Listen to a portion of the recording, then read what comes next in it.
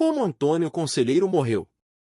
Antônio Conselheiro foi um líder social e religioso brasileiro, que viveu no final do século XIX.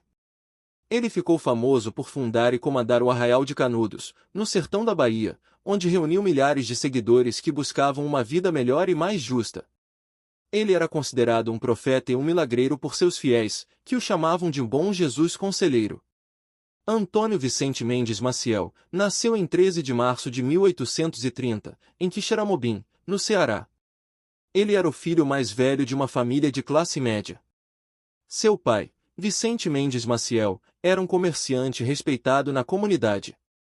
Sua mãe, Maria Joaquina de Jesus, era uma mulher devota que instigou em Antônio uma profunda fé católica desde a tenra idade. A infância de Antônio foi relativamente tranquila até a morte prematura de sua mãe, quando ele tinha apenas 6 anos de idade. Sua mãe, como uma católica devota, desejava que seu filho seguisse a carreira sacerdotal, para que a família pudesse ascender socialmente. Após a morte de sua mãe em 1834, seu pai se casou novamente, e Antônio e suas 2 irmãs sofreram com o alcoolismo do pai e os maus tratos da madrasta. Antônio foi estudar com o avô, Manuel Antônio Ferreira Nobre, que era professor em Quixeramobim. Em 1855, quando Antônio estava com 25 anos, seu pai vem a falecer e ele é obrigado a largar os estudos, para cuidar do comércio da família, e das suas 2 irmãs. Com a morte de seu pai, as poucas esperanças que ainda restavam para ele se tornar padre foram embora. Como um homem de negócios, Antônio não se saiu nada bem, ele contraiu várias dívidas e tinha muitas dificuldades em quitá-las. Muito religioso, ele muitas vezes optava em doar parte de sua receita para os pobres, ao invés de usar o dinheiro para pagar suas dívidas. Em 1857, ele se casa com sua prima brasileira Laurentina de Lima, e se muda para a cidade de Sobral, onde começa a trabalhar como professor do primário, dando aulas para os filhos dos comerciantes e fazendeiros da região, ou como advogado prático, defendendo os pobres e desvalidos por uma pequena remuneração. Com sua esposa, Antônio teve 2 filhos, e devido ao seu trabalho, a família se mudava constantemente entre as localidades próximas. Até que em 1861, a vida de Antônio Conselheiro terá uma reviravolta que ele não esperava. Nesse ano, ele flagra sua mulher o traindo com um policial dentro de sua residência. Envergonhado e humilhado, ele abandona sua casa e sua família e se muda para os sertões dos Careris, que era um polo de atração para penitentes e flagelados. Ele inicia a partir daí uma vida de peregrinações pelos sertões do Nordeste. Ele começou a vestir-se com uma túnica branca e um chapéu de couro, e tinha longos cabelos e barba.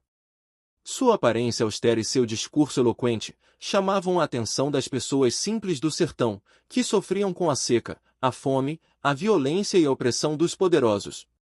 Durante suas peregrinações pelo Nordeste, Antônio Conselheiro pregava, rezava, batizava, casava, confessava e consolava os aflitos. Ele também organizava mutirões para construir igrejas, cemitérios, açudes e estradas. Ele dizia que era preciso fazer obras de caridade para agradar a Deus e para melhorar as condições de vida do povo. O povo amava Antônio e o seguia em massa. Muitos deixavam suas casas, suas terras e seus pertences para acompanhar Antônio Conselheiro em sua jornada. Eles formavam uma grande caravana, composta por homens, mulheres e crianças de todas as idades, cores e origens. Eles levavam consigo seus animais, seus instrumentos, seus mantimentos e seus objetos sagrados.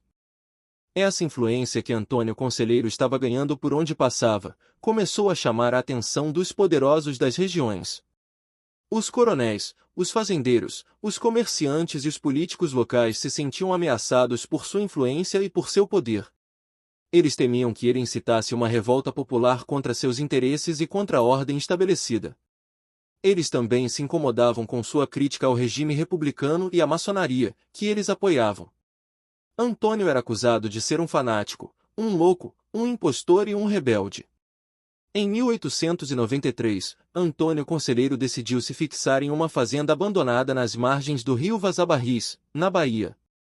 Ele chamou o lugar de Belo Monte, mas ficou mais conhecido como Canudos.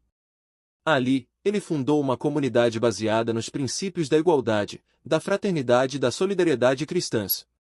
Os habitantes de Canudos viviam em regime de comunhão de bens, sem distinção de classes ou raças. Canudos cresceu rapidamente, atraindo milhares de pessoas que sofriam com a seca, a fome, a miséria e a opressão no sertão. Estima-se que a população chegou a cerca de 30.000 habitantes, distribuídos em mais de 5.000 casas. A vida em Canudos era simples, mas digna. Os moradores trabalhavam na agricultura, na pecuária, na pesca e no artesanato. A comunidade também tinha uma organização militar para se defender dos ataques dos inimigos. Os homens eram divididos em grupos armados com espingardas, facões, machados e paus. Eles usavam uniformes feitos de sacos de farinha e chapéus de couro.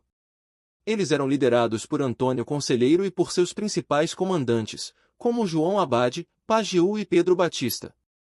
A religião era o elemento central da vida em Canudos. Os moradores participavam de missas, procissões, batizados, casamentos e funerais. Eles rezavam o terço, cantavam hinos e ouviam os sermões de Antônio Conselheiro. Com o início da República, as pregações de Antônio Conselheiro começaram a chamar a atenção dos políticos. Ele fazia duras críticas ao governo republicano, que ele considerava ilegítimo e anticristão. Ele defendia a restauração da monarquia e a volta do imperador Dom Pedro II. Antônio também condenava os impostos cobrados pelo governo, as inovações tecnológicas como o telégrafo e o relógio, e os costumes modernos como o casamento civil e a separação entre igreja e Estado. A existência de Canudos incomodava as autoridades locais, que viam na comunidade uma ameaça à ordem pública e aos seus interesses econômicos. Os coronéis da região temiam perder mão de obra e terras para o movimento de Antônio Conselheiro. Além disso, havia o receio de que Canudos fosse um foco de rebelião monarquista, que pudesse desestabilizar o regime republicano. Por isso, o governo da Bahia solicitou ao governo federal o envio de tropas para reprimir o movimento de Canudos. O governo federal aceitou o pedido, alegando que se tratava de uma questão de segurança nacional. Assim, entre 1896 e 1897, o governo federal enviou 4 expedições militares para combater os seguidores de Antônio Conselheiro. As 3 primeiras expedições foram derrotadas pelos sertanejos, que demonstraram grande resistência e bravura. A 4ª expedição, comandada pelo general Arthur Oscar, foi a mais numerosa e bem equipada, contando com cerca de 10.000 soldados e armas modernas. Após meses de cerco e combate, a 4ª expedição conseguiu invadir e destruir a cidade de Canudos, em outubro de 1897. Durante o conflito, Antônio Conselheiro passou seu tempo orando e jejuando, preocupado com a morte, a fome e o sofrimento de seus seguidores.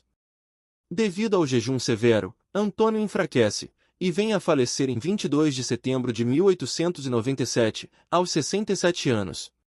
A causa da morte provavelmente foi disenteria. Com sua morte, os poucos sobreviventes de Canudos não tinham mais pelo que lutar, e acabaram se entregando para as autoridades do governo. Seu corpo foi encontrado e identificado por cirurgiões militares. Sua cabeça foi retirada e enviada a Salvador como prova de sua morte e exposta como troféu, no Museu da Escola Baiana de Medicina, onde foi destruído num incêndio em maio de 1905. A morte de Antônio Conselheiro foi o fim trágico de um homem que marcou a história do Brasil com sua fé e sua luta. Ele foi considerado um louco, um fanático, um monarquista, um rebelde, mas também um santo, um profeta, um mártir, um herói. E foi assim que Antônio Conselheiro morreu. Se você gostou, deixe seu comentário e inscreva-se no canal. Até o próximo vídeo.